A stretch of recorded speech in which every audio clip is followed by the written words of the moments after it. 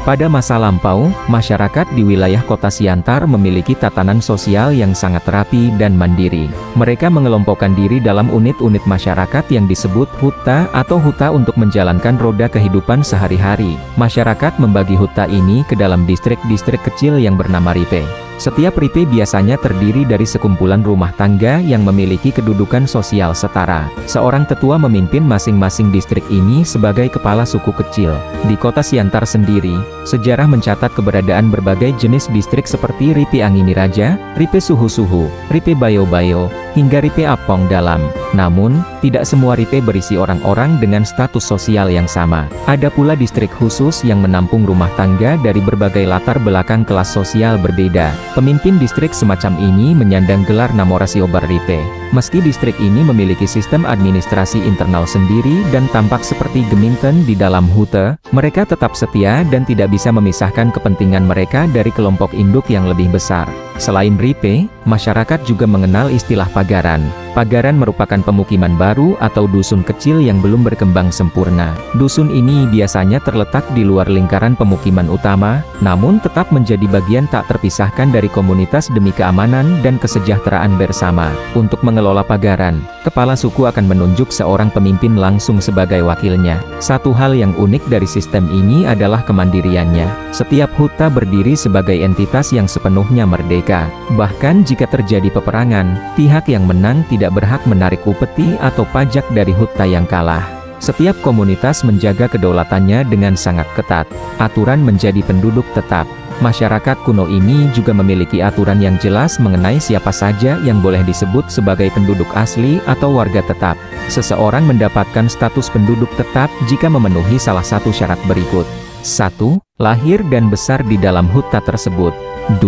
Orang asing yang menikahi warga setempat dan telah tinggal menetap selama satu musim panen padi penuh tanpa ada klaim keberatan dari keluarga asalnya. 3. Orang asing yang meski tidak menikah di sana, telah menetap selama 2 musim panen padi berturut-turut tanpa dicari atau diklaim oleh kepala keluarga sah mereka. Setelah melewati masa panen tersebut, mereka secara otomatis melebur menjadi bagian dari huta serta memikul hak dan kewajiban yang sama dengan penduduk asli.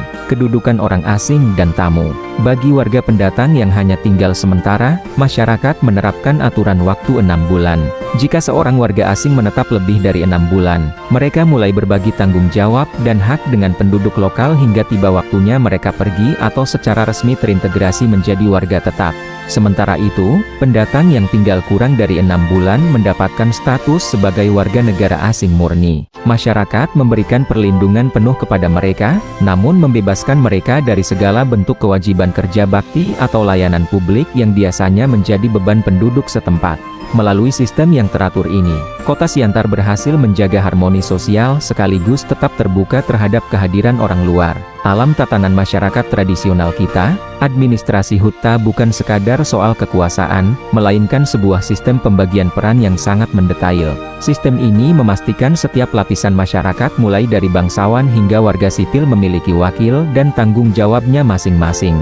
Hierarki pemimpin dan tokoh masyarakat. Pemerintahan huta dijalankan oleh jajaran pejabat dengan tugas spesifik sebagai berikut. Pamusuk yaitu kepala pertama, pemegang wewenang tertinggi dalam huta atau hutaya adalah pengambil keputusan utama. Raja Paduana yaitu kepala kedua, merupakan wakil dari pamusuk. Jabatan ini biasanya diisi oleh keluarga dekat, seperti adik laki-laki, putra, atau keponakan dari pamusuk.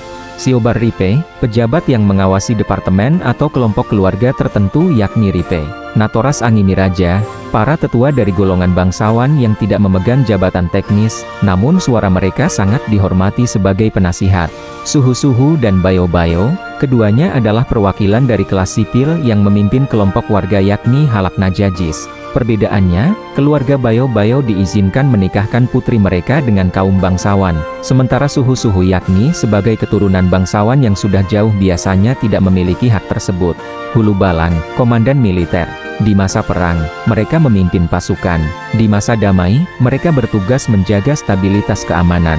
Notaras Apong Dalam dan Natoras Pangkungdangi, para tetua yang berfungsi sebagai pelaksana lapangan, pembawa pesan, atau jurusita dalam urusan administratif. Dua majelis utama, Sopo Godang dan Dewan Warga. Pemerintahan ini memegang kekuasaan legislatif yakni pembuat aturan, yudisial yakni pengadilan, dan eksekutif yakni pelaksana. Untuk menjalankan fungsi tersebut, dibentuklah dua majelis atau rapat. Peruhuman Soponan Godang yaitu Dewan Kota, majelis tertinggi yang dipimpin oleh Pamusuk. Anggotanya terdiri dari para bangsawan yakni Natoras Angini Raja dan perwakilan sipil tingkat tinggi. Jika menyangkut pembagian kerja teknis, para tetua lapangan yakni Notaras Apong dalam juga dilibatkan. Peruhuman suhu-suhu yaitu Dewan Warga, majelis yang lebih rendah, dipimpin oleh sesepuh dari golongan suhu. Majelis ini menjadi wadah aspirasi bagi warga biasa dan kelas pekerja yakni halak najaji. Sistem pengambilan keputusan. Setiap keputusan yang diambil oleh Dewan Warga harus ditinjau kembali dan dapat diubah oleh Dewan Kota. Keputusan biasanya diambil berdasarkan suara mayoritas. Namun, dalam hal-hal yang sangat genting, seorang pamusuk memiliki hak veto untuk membatalkan keputusan mayoritas jika ia merasa hal tersebut tidak tepat. Pelaksanaan perintah yaitu eksekutif. Setelah keputusan atau hukum ditetapkan, jalur instruksi akan turun dari Pamusuk atau Raja Padoana kepada Siobar Ripe. Para pemimpin kelompok yakni Ripe inilah yang bertanggung jawab memastikan aturan tersebut dijalankan di wilayah atau kelompoknya masing-masing, dengan dibantu oleh para tetua setempat. Dalam sejarah pemerintahan tradisional di wilayah Sumatera Utara, khususnya di daerah Mandailing dan sekitarnya, desa-desa tidak selalu berdiri sendiri. Mereka sering kali bergabung dalam sebuah ikatan federasi yang kuat. Sistem penggabungan wilayah ini dikenal dengan istilah janjian atau dalam bahasa Melayu disebut kuria. Bagaimanakah federasi ini terbentuk?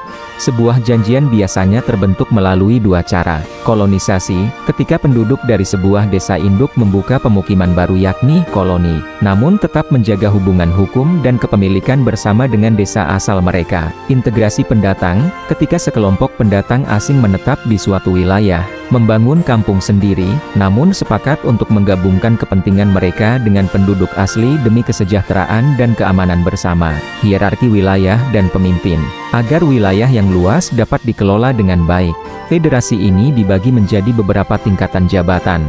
Panusunan, ini adalah gelar bagi pemimpin tertinggi dalam sebuah federasi janjian atau kuria. Ia bertindak sebagai kepala persatuan dari seluruh wilayah gabungan tersebut.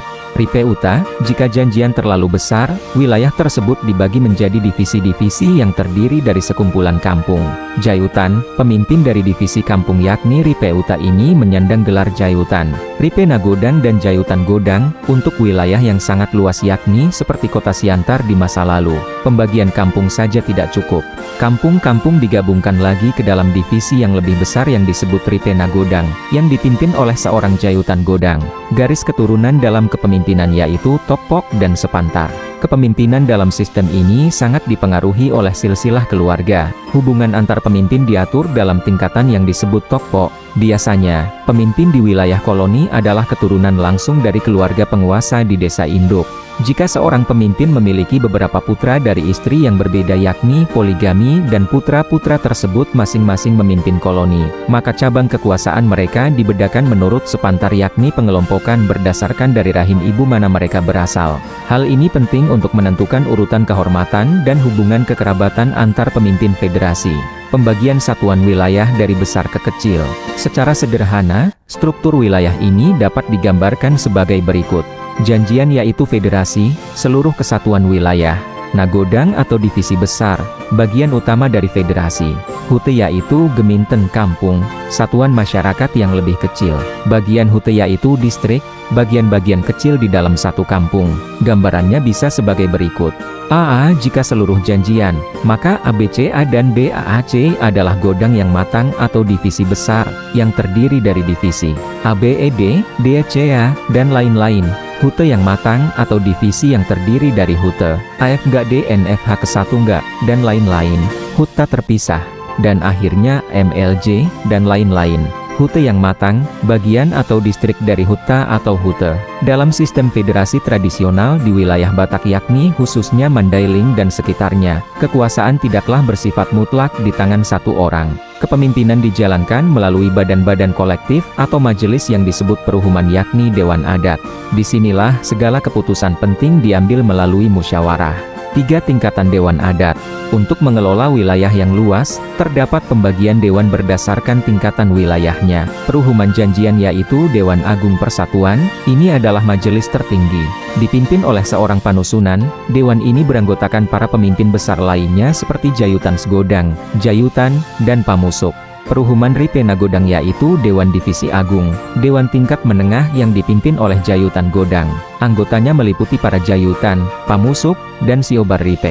Peruhuman Ripe Utaya itu Dewan Divisi, dewan tingkat dasar yang dipimpin oleh Jayutan, beranggotakan para Pamusuk, Siobar Ripe-S, dan perwakilan warga sipil yakni Suhu. Setiap dewan memiliki wewenang untuk memutuskan urusan di wilayahnya masing-masing.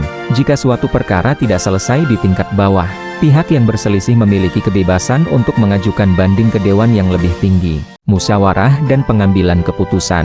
Uniknya, sistem ini sangat menjunjung tinggi demokrasi.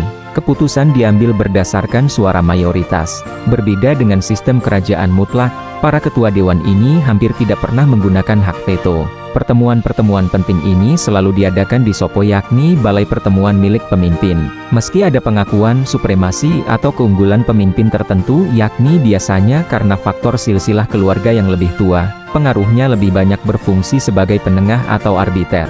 Namun, karena tidak ada kekuatan paksa yang besar, pihak yang kalah dalam perundingan seringkali sulit untuk tunduk begitu saja. Dari meja diplomasi ke ujung pedang. Pada masa lalu, jika penyelesaian damai dan arbitrase menemui jalan buntu, maka pedanglah yang berbicara. Perang seringkali dianggap sebagai keadaan normal untuk menyelesaikan perselisihan antar federasi. Konsekuensi bagi pihak yang kalah dalam perang cukup berat, antara lain, pembayaran denda yang besar sesuai beratnya perselisihan, pembagian tawanan perang, penetapan syarat perdamaian yang merugikan, termasuk kewajiban membayar harga mahar yakni sinamot yang lebih tinggi jika keluarga pemenang dan pecundang ingin berbesan. Namun, jarang sekali perang berujung pada pemusnahan total suatu kelompok. Tujuan utamanya biasanya adalah pengakuan kekuasaan atau pengambilalihan lahan, bukan penghancuran eksistensi nasional sebuah kelompok. Transformasi di era kolonial. Kehadiran otoritas Belanda membawa perubahan besar dalam sistem ini. Praktik kekerasan dan perang saudara mulai dihentikan. Lembaga-lembaga lama tetap dipertahankan, namun fungsinya dikembalikan pada koridor hukum. Jika dahulu perselisihan yang buntu diselesaikan dengan perang, di era ini peran pedang digantikan oleh Majelis Umum para Kepala Daerah. Majelis ini dipimpin oleh pejabat Eropa dan keputusan diambil melalui pemungutan suara mayoritas, menandai berakhirnya era konflik fisik dan dimulainya era administrasi birokrasi.